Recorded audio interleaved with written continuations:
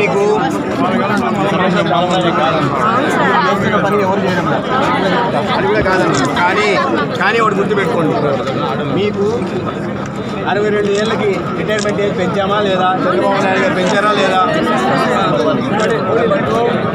మీకు ఇంతకుముందు maternity leave లేకపోతే 2 సార్లు ఇద్దరు పిల్లలకి మెటర్నిటీ లీవ్ మేము వస్తానే ఇచ్చామా లేదా?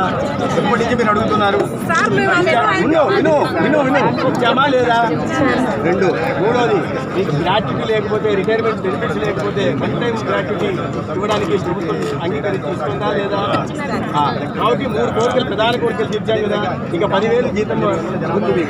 దేశంలో ఏ రాష్ట్రంలో కూడా అత్యధికంగా ఉన్న రాష్ట్రం ఏంటంటే తెలంగాణలో 7,000. యూపీలో నేను అక్కడ పనిచేసాను, యూపీలో 15,000 ఇస్తున్నాను, మనం 10,000 ఇస్తున్నాం.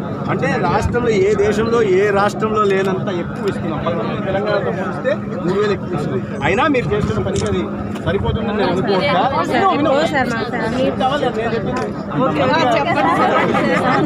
ఇస్తున్నాం, అది కూడా ఆలోచిస్తాం. ఎందుకంటే నేను చెప్పాను, ఇప్పుడు మీరు అంతా ఆర్థిక పరిస్థితులు ఎక్కున్నాయి.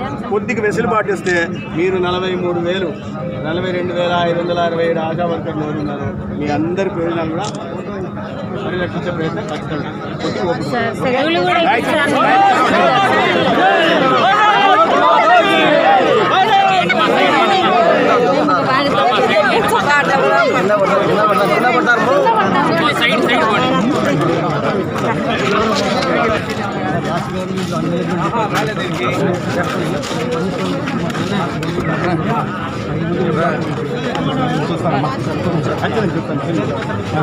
भारत माता की, भारत माता की, भारत माता की।